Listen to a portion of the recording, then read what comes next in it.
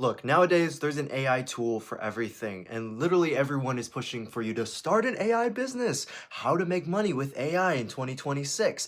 How to literally do anything with AI and pretend like that is going to solve your problem. It's literally the next SMMA. It's the next drop shipping. It's the next TikTok shop, right? Any form of AI business. There's millions of opportunities in AIs that you can use, and I have open on my monitors as a visualization. But you'll notice that's all many of these people are actually running a scalable long-term business that they're actually scaling to millions and millions of dollars that they can actually teach to you to replicate, that they've replicated over and over and over again for all kinds of people across any kind of industry.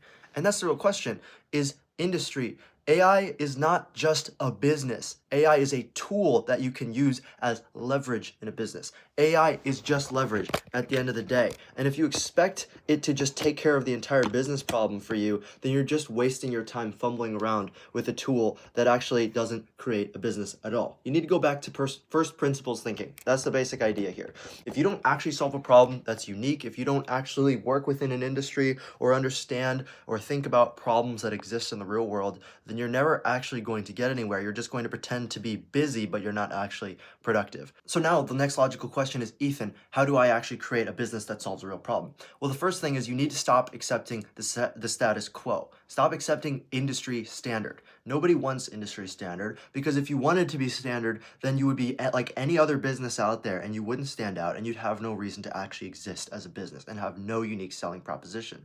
So stop doing that. Stop focusing on being standard. Focus on asking the right questions. Don't be afraid to ask a professional in an industry, why are we doing it this way? You need to focus on asking them, hey, why do we make the MacBook this way without a touchscreen on board? Is there actually a reason for that? Is there a reason that actually reduces complexity? And it probably is, because to be fair, a lot of Windows computers waste a lot of money on these extra features instead of focusing on the basics like Apple does really well, right? So it's about asking these questions regardless.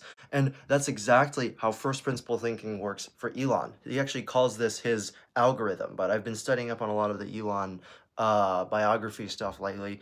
And, it's interesting because he has a 5-step process for actually how to take advantage and scale something before you even get to start using AI. And that's kind of the problem nowadays, is everyone is so focused on AI chasing and getting on top of, how do I automate everything? I hear all these trendy tools out there, but you're just fucking wasting your time because you feel behind, when in reality, you don't have all the basics set up. So the first thing you need to do, according to Elon's rules, is start by making your requirements less dumb. Now, that basically means question everything in the industry, question what we're trying to do, and whether or not we actually need to do what's currently being done to achieve that, right? Because if you are focusing on solving a problem, let's take again, for example, how to make a better laptop, we need to question things like, okay, does having a touchscreen actually make this a better computer?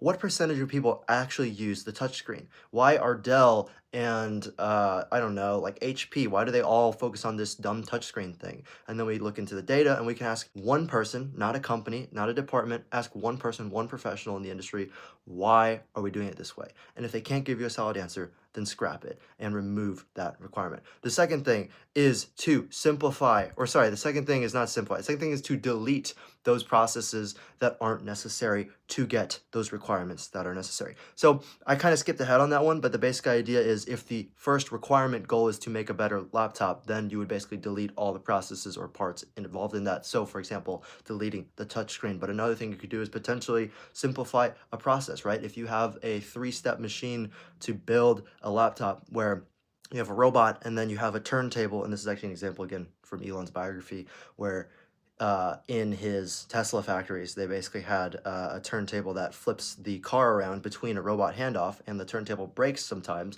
Well, he questioned, why do we even have that in the first place? Let's just remove that and then have the robot hand it off to the other robot afterwards, and the robot can just flip the car itself. Like, maybe it's not inherently as quick as the turntable doing it every time, but it's more complex when you have the turntable and the turntable breaks. So let's simplify these things. So that's step 2, delete the processes that are not necessary in achieving those simplified constraints or those simplified requirements. Number 3, that is to simplify everything that's left as much as possible. So for example, the robots that you have might be doing doing too complex of tasks, or you're buying a robot that's too expensive that only needs to do one specific thing. Or another example you could take it is this wall behind me is literally every single part or process of the agency that I'm trying to run right now. And there's all these problems in pink and yellow and blue that I'm realizing exist. And I'm also realizing, well, if we have these problems, maybe we shouldn't even try to solve them. And first, we should focus on just deleting these things because this is way too overcomplicated for a small business, right? And I tend to be very systems focused. And I think like, oh, well, if I add more systems, it'll solve all the problems. It doesn't inherently do that. It just makes it more complex. And you just try to pretend to be smart when in reality, it's smarter to remove a thing and then get to the automation, which again is what I'm getting to. Number 4 is speed it up. Increase the speed in the cycle times or accelerate things. So basically what that means is this entire process behind me, once we have it simplified and we remove the extra processes, for example, like doing revisions on videos, like why would I need to revise my team's YouTube videos if we just had good enough editors in the first place? That's a great question. Maybe we just need better editors, right? So if we remove that, then that would be step 3. And then step 4 is just speeding up the process now. Okay, so now that we removed that, and it originally took us 7 days because we had revised videos, but now we remove the revisions piece and the editors just know what to do and they just get a quick approval or just a quick couple changes, but those changes are typically not an entire person's job. They're just kind of revised internally with the client. Then that could save us down to like 5 days per video, for example. So we continue to accelerate the cycle times, and then and only then do you go to step number 5, which is automate. And that's where you implement AI. That's where you implement automations on Zapier or N8N and all those kinds of things. Because otherwise, if you focus on automating and scaling and speeding up things and, simplifying processes before you even focus on the fact whether or not it's even necessary and you're even solving a problem that matters, you're just fucking wasting your time by trying to add AI or start an AI business. Because in reality, you need to focus on picking a good business, a good problem to solve, and a good way of going about it that's unique and useful before you just waste your time with AI. So stop chasing AI like it's the next big opportunity and instead focus on simplicity scaling and complexity failing. All right, that's how you need to take it. Don't take my advice from it though. Take the richest man in the world. So that's all I've got for you guys. Catch you next one. Peace.